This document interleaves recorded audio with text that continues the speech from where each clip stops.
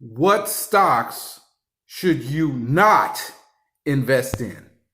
Hi, I'm John McNeil, and this is the Invest Strong Network. Welcome. So, whenever we tune into any financial or investment programs on the television or internet, you'll have people encouraging you to go out and purchase this company's stock or that company's stock. But just as important to me, anyway, is what stocks you want to avoid, right? And that is what this particular video will be all about. So, in my 25 years or so of experience in investing directly in stock issues, I've come to understand that there are some sectors and some individual companies that you would want to avoid going forward, right? Okay, so when I look at what companies to avoid, I really look at business trends, right? And one of the key metrics that I use is this company in a low margin business, right? And there are a bunch of them out there, right? So when I think of a low margin business, I'm thinking about a business that is, even in the best of years, going to produce only modest profits, right? And then if the economy goes down, boy, look out, right? All right. So this would include industry sectors such as the grocers, right?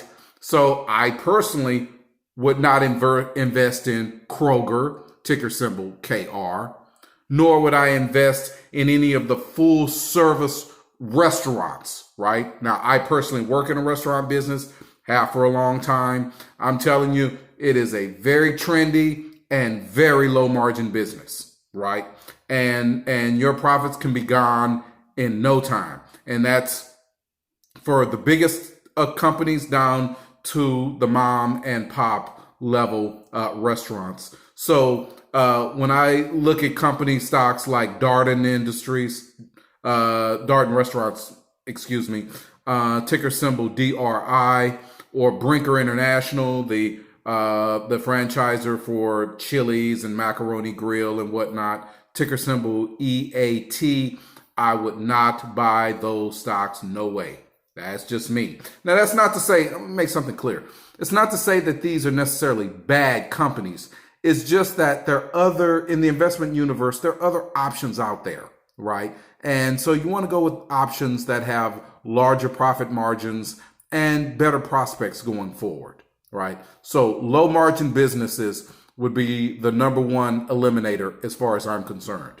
Now, the next area that I would look to avoid are companies with large legal or financial obligations, right? And usually this comes from some kind of disaster or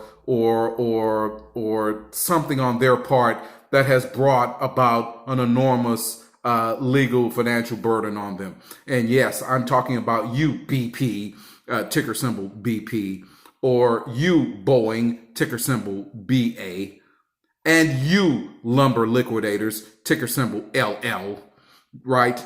These are companies, stocks that I would personally avoid at all costs, right? There are other options out there.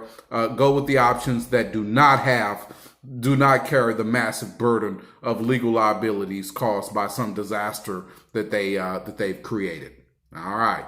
Now, I would also look to avoid companies that just historically are prone to massive disruption. Yes, I'm talking about all the airlines. I personally do not invest in airline stocks. No way.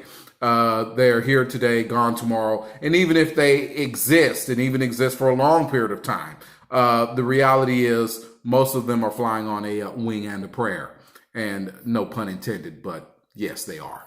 All right. So airlines are out.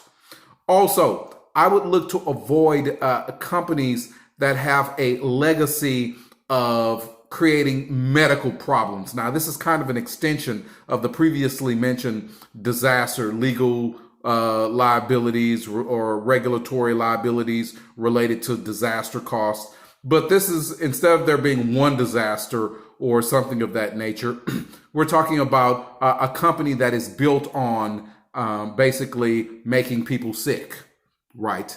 So, yes, I'm talking about Altria, the formerly Philip Morris, ticker symbol MO.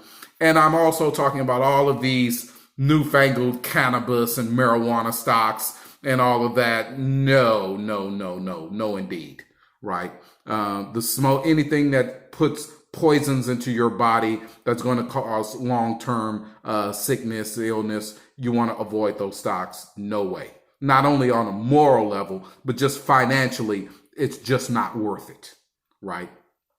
And the last area I want to talk about are really industries that are in decline, right? You want to avoid companies of industries that are in decline. Now, in a previous video about the REITs, I spoke about shopping malls or retail center REITs, right, that are on the decline. I would not purchase shares of any of those REITs. There are other REITs that focus in other areas that are doing great, but I would avoid those REITs, right?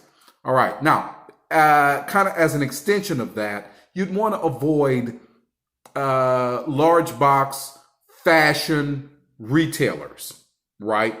So I'm talking about you, JCPenney's, ticker symbol JCP, or you, Macy's, ticker symbol M, and you, Nordstrom, ticker symbol JWN, right?